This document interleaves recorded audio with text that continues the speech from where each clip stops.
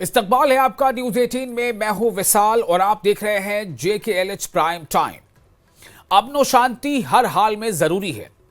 अलगाववाद यानी अलहदगी पसंदी की सोच ने अमन में रखना डाला है, उसे डिरेल करने में अपनी भूमिका निभाई है, अपना किरदार अदा किया है। इसलिए ऐसे तमाम खिड़की, दरवाजों और स्रोतों को बंद किया जा रहा है।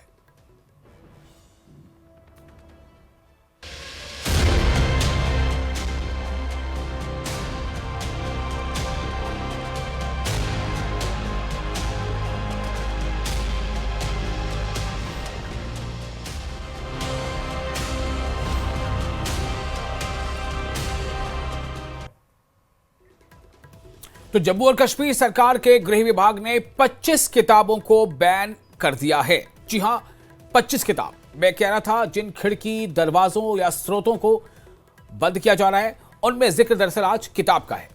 जम्मू कश्मीर पर तथ्यों को गलत तरीके से पेश करने, गलत तशहीर करने और अलगाववाद यानी अलहदगी पसंदी को बढ़ावा देने के चलते इन किताबों की पब्लिशिंग पर पाबंदी लगाई गई है।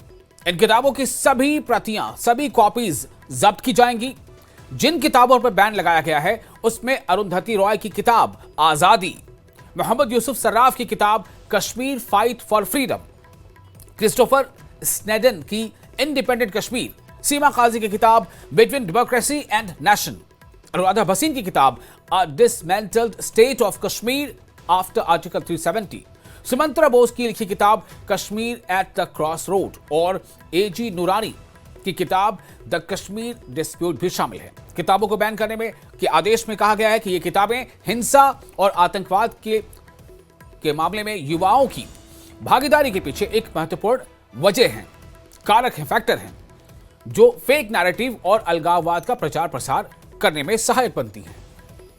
ऐसी किताबें युवाओं को गुमराह करने, आतंकवाद को महिमा मंडित करने और हिंसा भड़काने में अहम भूमिका निभाती हैं। लिहाजा ऐसी 25 पुस्तकों के प्रकाशन यानी इसकी पब्लिशिंग पर, इसकी इशाअत पर पाबंदी आयद की गई है, बैन किया गया है और इनकी प्रतियों को, इनकी कॉपीज की जब्ती भी शुरू कर दी गई है। तो आज दरअसल बात इसी पर करेंगे, चर्चा इसी पर करेंगे, चूंकि कहा जाता है कि हर एक मुहावरा है कि सिक्के के दो पहलू होते हैं। तो क्या इसके भी दो पहलू हैं? क्या इसके भी दो डायमेंशन हैं? अगर हैं तो वो क्या है और किस तरह से इन किताबों को बैन करने के फैसले के पीछे जो मकसद है वो कैसे है कि आप शांति को डिरेल ना होने दें। इस पर लोगों की राय अलग अलग हो सकती है। इसलिए आज हम चर्चा करने के लिए मौजूद हैं। हमारे साथ एक खासा पैनल मौजूद है। हमारे साथ मौजूद है कपिल सिंह जो स्पोक्स पर्सन है कांग्रेस के, और डॉक्टर अभिजीत जसरोटिया भी जुड़ेंगे जो स्पोक्स पर्सन है बीजेपी के, फिदा फिरदौस प्रेसिडेंट कश्मीर राइटर्स एसोसिएशन और प्रोमिनेंट राइटर हैं, Zuhaib Yusuf Mir spokes person PDP।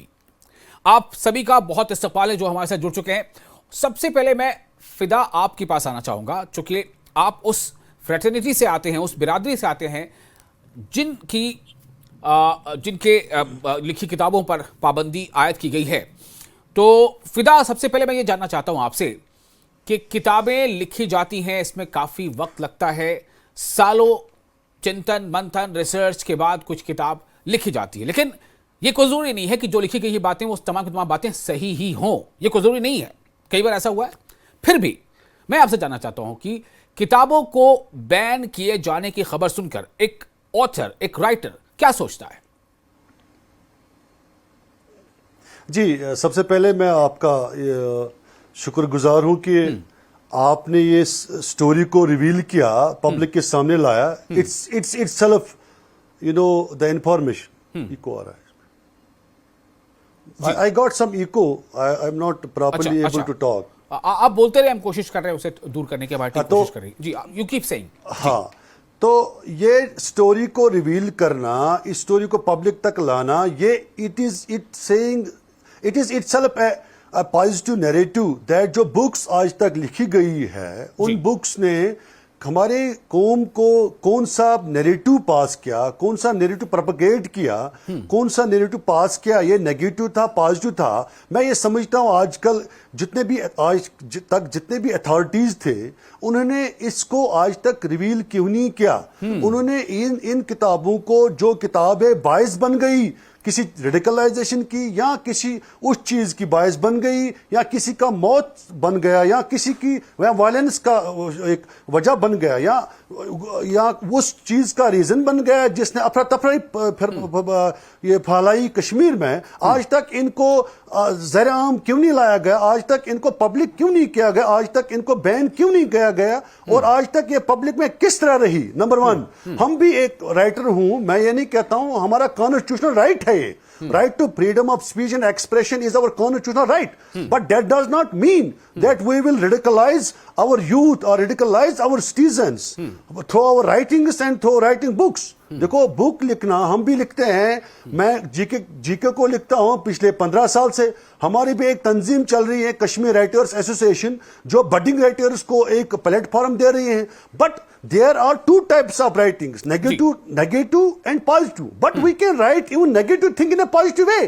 Did they do that? देखिए, मैं इस बात को आप पे बड़ा, मैं क्यों आपको ये कह रहा हूं कि अप्रिशिएट करता हूं कि आपने इस स्टोरी को रिवील करके मुझे मौका दिया इस पे बात करने के लिए। मैं क्या बताऊं सर आपको, मैं बॉर्डर ब्लॉक लाइब्रेरीज होती हैं हमारे गांवों के अंदर, वो बच्चों के लिए होते हैं, मुफ्त तालीम, ताकि हमारे बच्चे जो हैं मुफ्त बुक्स पढ़े, मुफ्त किताबें पढ़े। लेकिन सर मैं वहां अंदर जब गया, वहां मैंने एक बुक को पाया, blood on my hands. Now you will keep blood on my hands on the border block libraries. What influence it will have on the killing minds? What influence it will have on our youth? And what they will do? देखिए, मैं तो हमेशा कहता हूं कि कौन क्या कर रहा है हमारे पास, जो राइटर्स है, जो जर्नलिस्ट हैं, जो सोशल एक्टिविस्ट है, वो क्या कर रहे हैं, किन नैरेटिव्स पे काम करते हैं, उसको देखो। हमने नैरेटिव्स को चेक नहीं किया, आहिस्ता आहिस्ता ये नैरेटिव जहर बन गया।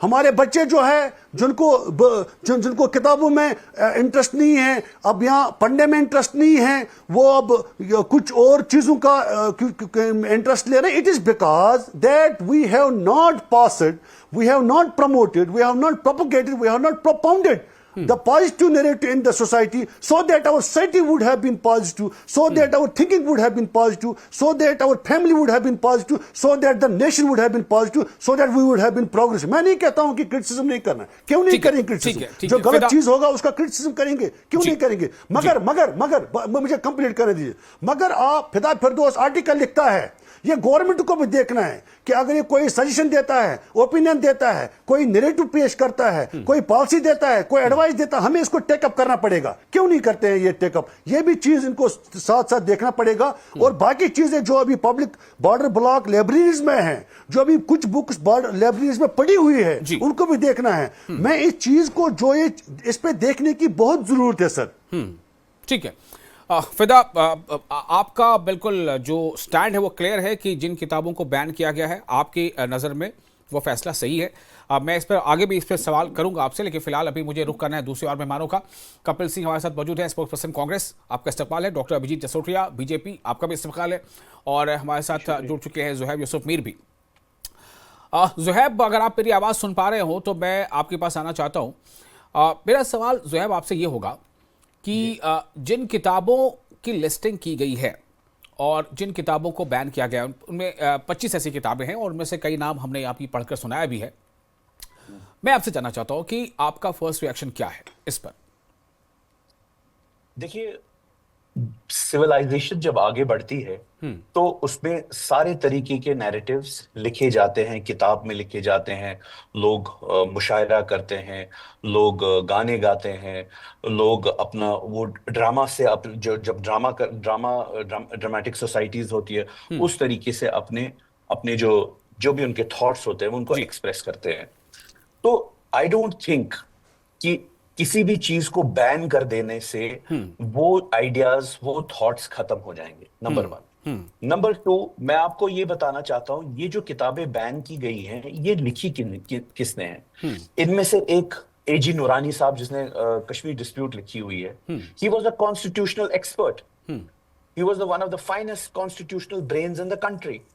दूसरी किताब जो आपने द डिसमेंटल स्टेट, अभी आर्टिकल 370 के बारे में लिखी है, जब आर्टिकल 370 वो किन्होंने लिखी है? वो अनुराधा भसीन साहिबा ने लिखी है, जो कि जम्मू कश्मीर की एक फाइनेस्ट जर्नलिस्ट है। She is one of the best intellectuals in Jammu Kashmir ji. तो ये जितने भी सारे लोग हैं, इनका एकेडमिक्स, या सुमात्रा बोस, उनका लंदन स्कूल ऑफ इकोनॉमिक्स में वो प्रोफेसर है और उन्होंने किताबें लिखी हुई हैं। तो मेरा ये कहने का मतलब है, जो ये जितने भी सारे हैं, they are some way contributing and highlighting the problems of the society. तो इसमें आप बैन कर देंगे कंप्लीटली किसी चीज को, ये बहुत गलत बात है। सबसे पहले तो जब आपने ये बैन किया, तो आपने पूरी दुनिया को बताया कि ये किताबें हैं जिसकी वजह से सेसेशनिज्म होता है, ये होता है, वो होता है। इसकी वजह से इनमें ज्यादा एडवर्टाइजमेंट हो गई इन किताबों की। और दूसरी चीज, आजकल तो इंटरनेट पे सॉफ्ट कॉपीज हर किताब की अवेलेबल है। मैं इन किताबों की भी,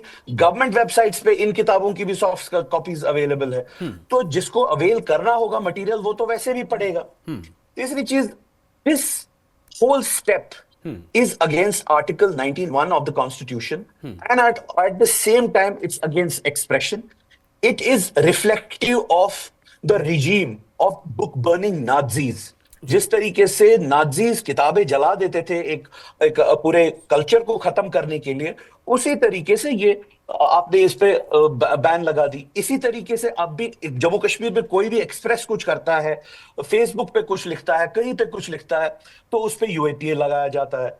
ये बहुत ही एंटी इंटेलेक्चुअल बात है। वैसे भी the institutions of the country are taken over by intellectually inferior people.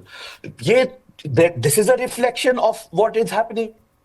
ठीक है, चलिए, ओके, मैं फिर ज़ुहैब आपके पास आता हूं। फिर आपका जो स्टैंड है वो आपने सुन लिया। Zuhaib, coming to you. एक और बात, एक लास्ट बात जी, मैं बोलिए कि जिस तरीके से ये मेरी आवाज आ रही है आपको? हाँ बिल्कुल, आप बोलिए, मैं सुन रहा हूं।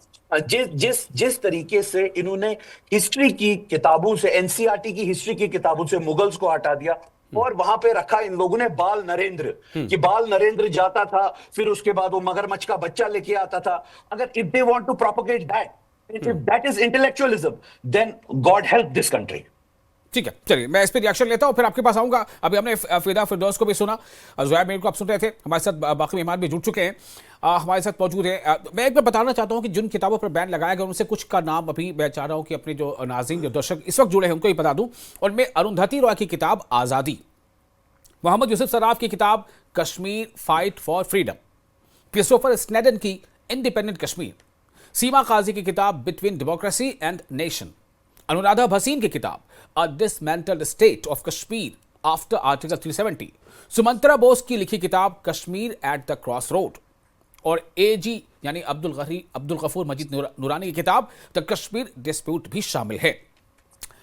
बहरहाल इसको बैन करने के मतलब पीछे बिल्कुल साफ संदेश है कि ये वो किताबें हैं जिससे कहीं ना कहीं युवाओं का जो जहन है वो मुतासिर होता है और उससे अलगाववाद जो है वो फलता फूलता है, ऐसा बताया गया है कि, और इसलिए इसको बैन किया जा रहा है।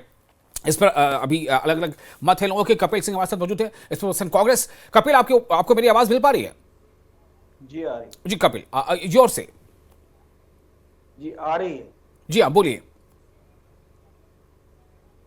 देखिए, अगर कोई भी किताब किसी नौजवान को गुमराह करती है और एंटी नेशनल एक्टिविटी की ओर कोई इशारा करती है और समाज में कोई वैमनस्य पैदा करती है, तो यह सरकार की नैतिक जिम्मेदारी है कि उसकी जानकारी होने के बाद सरकार उसको बैन कर दे। और सरकार ने किताबें बैन जरूर की हैं, लेकिन अभी तक सरकार ने नैरेटिव नहीं दिया, तथ्य नहीं दिया, तर्क नहीं दिया कि उन किताबों में क्या ऐसा था कि जिसकी वजह से वो बैन की गई, क्योंकि जनता तो जानना चाहेगी और सबने तो वो किताबें पढ़ी नहीं। अगर कोई ऐसा कोई टेक्स्ट है जिसकी वजह से नौजवान गुमराह हो सकते हैं या कोई एंटी नेशनल है, तो वो बैन जरूर होनी चाहिए। लेकिन अगर भारतीय जनता पार्टी की केंद्र सरकार की अगर मैं बात करूं, तो 2023 में भी इन्होंने एनसीईआरटी में से कुछ तथ्य निकाले गए थे जो महात्मा गांधी जी के ऊपर थे, नाथूराम गोडसे के ऊपर थे, आरएसएस को बैन किया गया था, उसको इन्होंने एलिमिनेट करने की कोशिश की। फिर और बहुत सारी चीजें थी 10वीं कक्षा की किताब डेमोक्रेटिक पॉलिटिक्स से लोकतंत्र और विविधता, लोकप्रिय संघर्ष और आंदोलन, लोकतंत्र की चुनौतियां जैसे पाठ्य भी हटा दिए गए। 12वीं की किताब politics in India since independence से राइज ऑफ पॉपुलर मूवमेंट और era of one party dominance को भी हटा दिया गया। तो उसके पीछे शिक्षा राज्य मंत्री अन्नपूर्णा देवी जी ने तर्क ये दिया था कि कोविड महामारी के बाद छात्रों के ऊपर बर्डन बहुत ज्यादा है, इसलिए उस बर्डन को कम करने के लिए, पाठ्यक्रम को कम करने के लिए ये सारे पाठ्यक्रम हटाए गए हैं। तो मैं ये समझता हूं कि पाठ्यक्रम वो हटने चाहिए जो एंटी नेशनल, जो पर्टिकुलर किसी आइडियोलॉजी को छुपाने के लिए, या सरकार में जो पार्टी बैठी हुई है, राजनीतिक पार्टी है, उसको अगर इतिहास को आप मिटाने के लिए ये सब कर रहे हैं तो वो देश के खिलाफ एक साजिश मानी जाएगी, क्योंकि इतिहास तो इतिहास है। इतिहास के तथ्य जो हैं वो किताब को बैन करने से मिट नहीं जाएंगे। जैसे कि आप ऑनलाइन सॉफ्ट कॉपीज आप अवेलेबल है सभी को, वहां से भी सरकार ने अगर कोई कार्रवाई की है तो मुझे लगता है कि ऐसी चीजों के ऊपर कार्रवाई होनी ही चाहिए। ठीक है। वेल, हमारे साथ मौजूद है बीजेपी के स्पोक्स पर्सन भी अभिजीत जसरोटिया।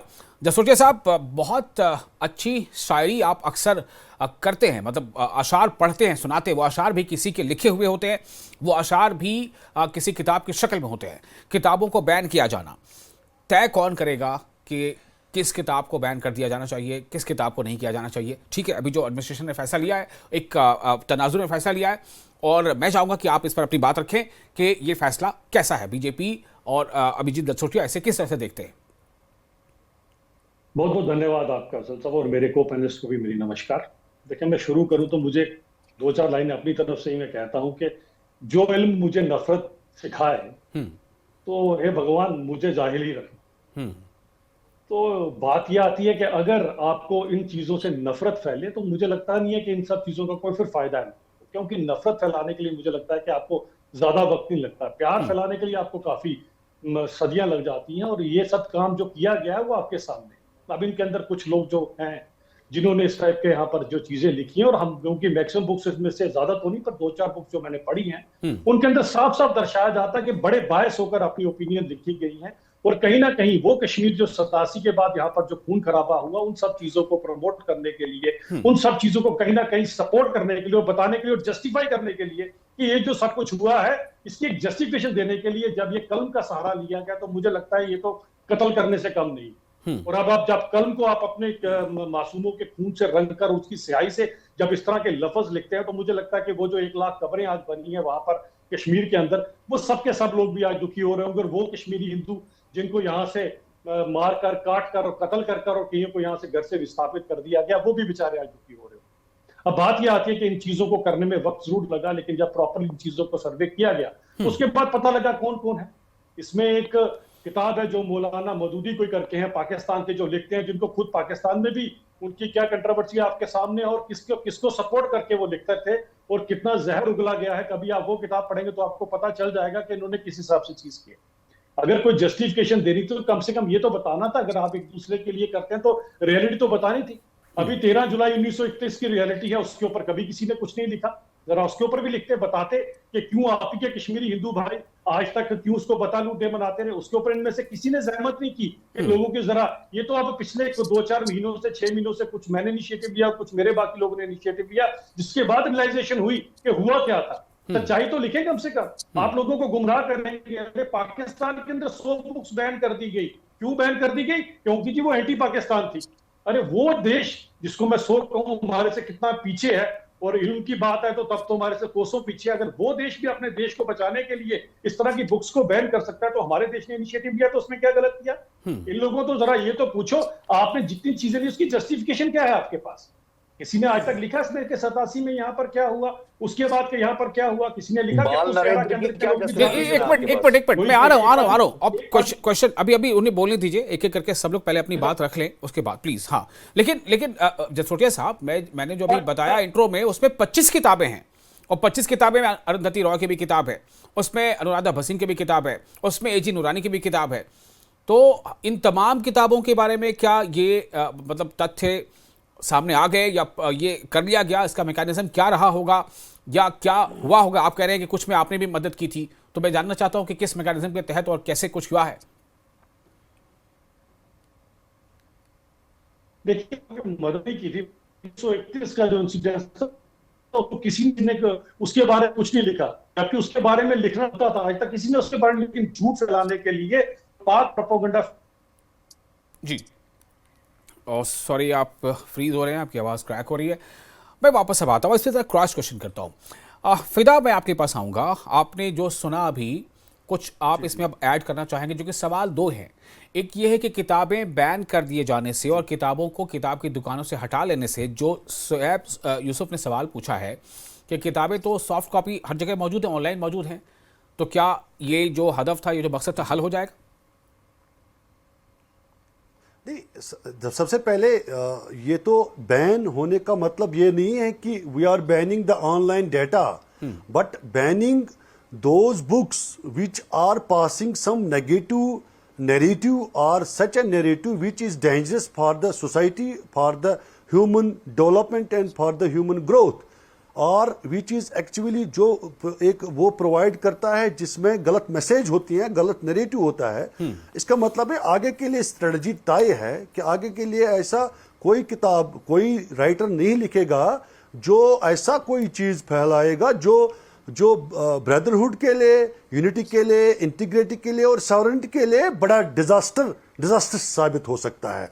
तो ये बैन होने का मतलब है, देखिए मैं भी लिखता हूं पिछले 15 साल से, मैं जीके का राइटर हूं, and I have written on so many issues so far. My articles, my books have not been banned, even though मैं क्रिटिसाइज भी करता हूं, तो but it's a positive criticise. अब डायरेक्टली कोई बात आप लिखते हो, वो बात लिखते हो जो सोसाइटी में एक अफरा तफरी फैलाती है। लेकिन या आप जो है, आप ये कह रहे हैं कि आपकी किताबें वो बैन नहीं की गई, लेकिन अभी जो किताबें बैन की गई उनसे कई ऐसे भी ऑथर हैं, कई ऐसे भी राइटर्स हैं जिनको इंटरनेशनल प्लेटफॉर्म पर काफी सराहा गया है, उनकी पजिराई की गई है, उन्हें इंटरनेशनल अवार्ड्स तक मिले हैं। तो ये ह्यूमैनिटी और ये ब्रदरहुड, ये किन-किन जगहों पर कैसे डिफाइन होगा? No. Even there are people, good people, there are good writers in Kashmir who can write better than Arundhati Roy. That doesn't mean Arundhati Roy got an international platform. That doesn't mean Arundhati Roy. आप जो सवाल उठा रहे थे, there are people who are good writers as well. Zuhaib ji, your से। And आप क्यों हमेशा नेगेटिव जर्नलिज्म की ही बात हम करते हैं? हम क्यों क्रिटिसिज्म की ही बात करते हैं? क्या पॉजिटिव तरीके से चीजें नहीं हो सकती हैं? अगर हम पॉजिटिव, जी फिदा जी बोलिए ज़ुहैब साहब। विशाल साहब, I have immense respect for you and I totally understand कि पूरे पिछले 7, 8, 9 साल से जर्नलिस्ट को किस तरीके का दबाव नहीं, वो अभी हम डिस्कस नहीं कर रहे हैं, अभी हम वो डिस्कस नहीं कर रहे हैं, वो अभी डिस्कस नहीं, अभी जो बात हम मैं वो नहीं कर रहा हूँ आपका ज़ुबैर साहब, मुझे ज़ुबैर साहब मैं वो नहीं बोल रहा हूँ, मैं बोल रहा हूँ नहीं दबाव क्या है, दबाव क्या है? आपने कोई चीज नेगेटिव, आप कोई चीज देखिए आप किससे शादी you can provide your suggestions, you can provide your advices, you can provide your strategies, you can provide your narratives. Have you ever provided your narratives? Have you ever provided your suggestions to the government that this way is right? फिदा please hold on, फिदा ऐसे किसी को हम सुन नहीं पाएंगे। Let's make it a constructive thing, please. We are writing only to make our generation bright and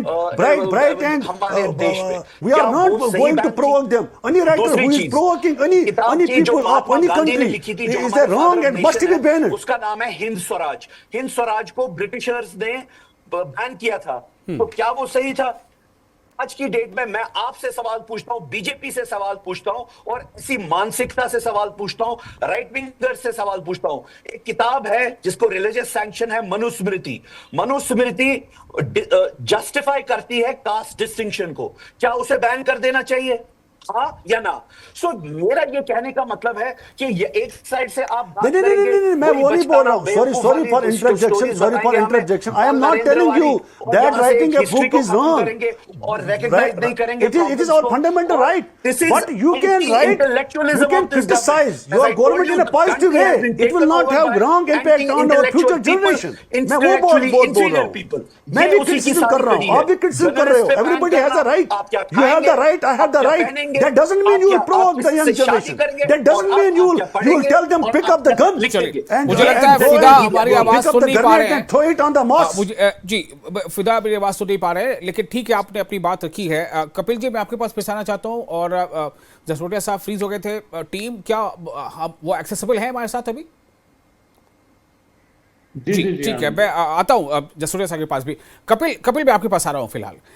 ये जो कदम उठाए गए हैं, आपने भी कहा कि अगर वाकई ये जो अमन और शांति में रखना डालते हैं अगर, तो वो कदम ठीक है, लेकिन क्या अब इससे आगे जो सवाल अभी ज़ुहैब उठा रहे हैं, या फिर उसका एक पर्सपेक्टिव है, उसका एक टाइम के साथ साथ कुछ रिलेशन है, तो इसको कैसे देखा जाए? ठीक है, माजी कुछ रहा होगा ऐसा मान लेते हैं थोड़ी देर के लिए, लेकिन हम यहाँ से आगे के लिए और एक अमन और शांति कैसे कायम हो सके उसके लिए कुछ कदम अगर उठाते हैं, तो क्या इसे सही नहीं माना जाना चाहिए?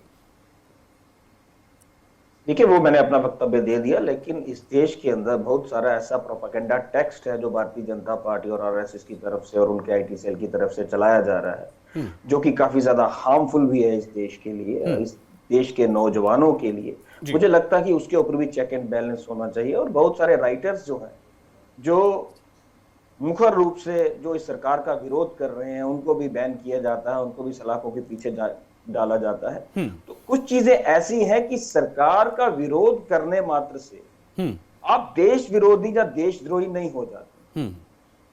तो सरकार का विरोध जो है वो लोकतांत्रिक हक है, डेमोक्रेटिक राइट है हमारे सभी जो भारतीय सिटीजन हैं उनका। लेकिन ये सरकार बेसिकली भेदभाव की राजनीति, भेदभाव की नीति, कि यहाँ कुछ ऐसा करो, वहां कुछ ऐसा करो। मध्य प्रदेश में कोई अलग टैक्स को बैन किया जाएगा, महाराष्ट्र में किसी अलग टैक्स को बैन किया जाएगा, और गुजरात में किसी अलग टैक्स को बैन किया जाएगा, और राष्ट्रीय नेशनल लेवल पे किसी और टैक्स को बैन किया जाएगा जो सरकार को सूट नहीं करता है। तो सरकार को मैं समझता हूं कि इन चीजों से ऊपर उठने की जरूरत है। और जैसा कि मैंने पहले भी कहा जी कि अगर कोई एंटी नेशनल एलिमेंट या कोई यूथ को गुमराह करने के लिए अगर कोई टैक्स लिखा गया है या कहीं भी है, तो उसको बैन जरूर किया जाना चाहिए। लेकिन सभी जितने भी राइटर्स की बुक्स को बैन किया गया है, उनमें जो एजी नूरानी है वो कॉन्स्टिट्यूशनल एक्सपर्ट हैं। जी कॉन्स्टिट्यूशनल एक्सपर्ट तो है, लेकिन मैंने उनकी किताब पढ़ी नहीं, और उनकी किताब को बैन किया गया है। उसमें क्या नैरेटिव था, क्या ऐसा टेक्स्ट था, तो मुझे लगता है कि जम्मू कश्मीर की जनता, देश की जनता जरूर जानना चाहेगी, वो सरकार को बताना चाहिए। ठीक है, जसरोटिया साहब, अगर आप हमारी आवाज सुन पा रहे हो तो मैं चाहूंगा फाइनल कमेंट कुछ दे चुके, आप बीच में आपकी ऑडियो कट गई थी, आप सुन पा रहे हैं हमें? जी आप बोलें। देखिए, दो चार जी बिल्कुल सुन पा रहा हूँ। हाँ, देखिए, दो चार चीजें हैं जिस तरह सभी कांग्रेस के प्रवक्ता बात कर रहे थे, और अभी भी मुझे लगता है कि इनको लगता है कि काफी सहानुभूति उन सब लोगों से जिन्होंने देश के खिलाफ ये चीजें लिखी और कहीं ना कहीं सेपरेटिज्म को बढ़ावा देने की बात की, और कहीं ना कहीं टेररिज्म को भी ग्लोरीफाई करने की बात की गई है। कई ऐसी किताबें जिसमें टेररिज्म ग्लोरीफाई किया गया। अब ये कांग्रेस वही कांग्रेस है जो आज देखो आपको डेमोक्रेसी का पहाड़ पढ़ा रही है। 1975 के अंदर जब इन्होंने पूरी देश के अंदर इमरजेंसी लगाई थी, तो किशोर कुमार के गाने बैन कर दिए थे। इन्हें पूछ गानों से क्या हो रहा था उस समय।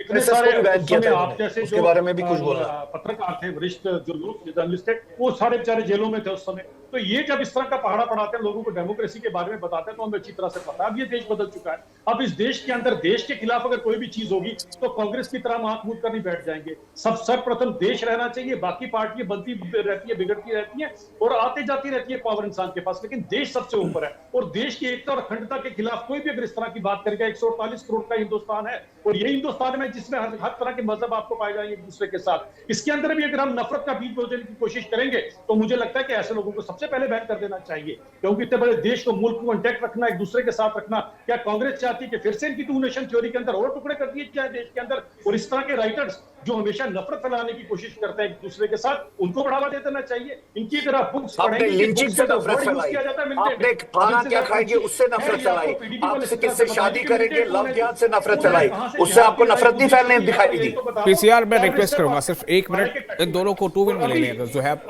और अभी पीडीपी के प्रवक्ता एक बात बोल रहे थे, अभी पीडीपी के प्रवक्ता बोल रहे थे कि कौन शादी करेगा ये तय करेंगे।